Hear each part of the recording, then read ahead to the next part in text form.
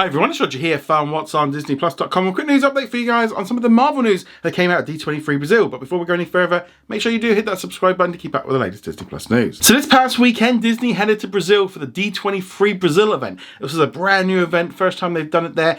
It's kind of an expansion of their D23 lineup. Though, I've got to say, no, not as many major announcements as we're used to seeing from the D23 Expo in California, but that's to be expected. When they kind of go internationally, you're going to get a lot less of this stuff, but also putting on different shows. I think it's fantastic for those in attendance, being able to see the stars and see all this kind of stuff. So I'm sure lots of people had a lot of fun at the event. But Marvel did kind of bring some of its big players there to kind of show off some of the new releases coming up over the next year or so ahead. Now, there was a big panel on Saturday night which featured Lucasfilm, also Marvel, and 20th Century. But from the Marvel point of view, a couple of things kind of stood out. So, from the movie point of view, we got to see a brand new trailer for Captain America: A Brave New World, which is coming out on Valentine's Day next year. All new trailer. This looks fantastic. Red Hulk, we really get to see him here. They're not hiding that one there. New suit for Captain America. Kind of leaning in a little bit more on the idea that it feels a little bit more like the Winter Soldier, but with the elements of the Hulk in there. So that's going to be a weird mix-up. You know, it's kind of a lot of sort of political stuff going on in there, but at the same time, you've kind of got the Hulk in there and all kinds of things. It looks like it's going to be a lot of fun.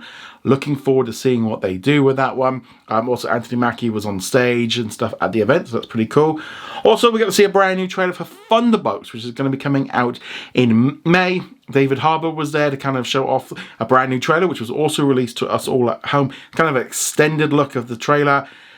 I'm really looking forward to Thunderbolts. This is definitely up my alley. It's got lots of comedy in there, sarcasm, lots of action. You know, they've kind of got these villains and anti-heroes and stuff. It just looks fun, and I'm really liking the idea of having this team put together as like the anti-Avengers, of just like these, you know, ragtag group of people, all kind of probably shouldn't be working together. But I thought the trailer did a pretty good job of this one. And again, just setting up that all these like villains and anti-heroes and stuff can work together and can be of some use. So I think it's going to be a lot of fun when that one drops. Those in attendance also got to see a few little clips and stuff from the upcoming Fantastic Four film, which is coming out in July. Again, that one hasn't been released to the public. Those in attendance to get like a little preview of Daredevil Born Again, which comes out in March. Also, they did get to see some of the little sizzle reel of some of the new animated series coming up, including What If Season 3, and the Spider-Man series that's coming out in January. Yeah, so they got to see a few bits of that, a little bit of X-Men as well.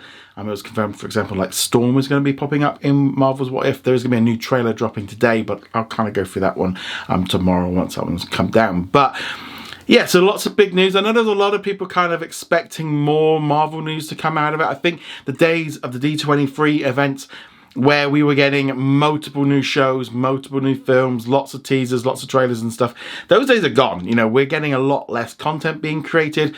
They look like they've got a lot of stuff in the can that they've been holding on to with the strikes and everything. And 2025 seems to be a year that they're going to be clearing out a lot of it. And kind of, you know, with all the animated shows and stuff like that, I'm pretty much confirming they're going to be kind of moving really into this kind of territory of a couple of series a year, a couple of movies a year, and that's going to be the trend moving forward from 2026. It just looks like they've just got a lot of stuff backed up that they want to kind of get out and then move on to the next phase with the end of like Secret Wars and stuff. But yeah, lots and lots of information coming out in terms of those trailers. I know a lot of people are like questioning like why we haven't seen the Daredevil trailer and stuff yet, even though it's leaked.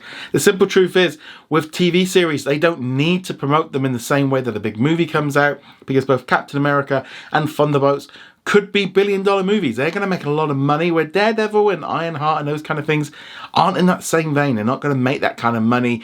And they're very different kinds of projects. We're really starting to see now the Marvel television and the Marvel animation. We shouldn't really compare the advertising marketing campaigns for them as we do to the movies. They are very different places in terms of how they're being looked at from a business point of view. And I think sometimes that gets a little bit lost. And we kind of got a little bit too used to Marvel announcing stuff too far in advance. And as we've seen in the past, that when they do this, it usually comes back to bite them in the butt, because you have strikes, you have pandemics, you have delays, you know, lawsuits, you have people going to jail, all kinds of stuff that they kind of have to change the things, and maybe kind of not announcing stuff until they are ready to do so. It's probably the best thing moving forward. So kind of expect that now The days of them having multiple announcements, those days are long gone. We're not going to be getting them, so just set your expectations at these events. But let me know what you thought of those trailers. What did you think of it? I'd love to hear your thoughts on that in the comments below. Go check us out over at whatsondisneyplus.com. Like, follow, and subscribe, and I shall see you guys soon. Laters.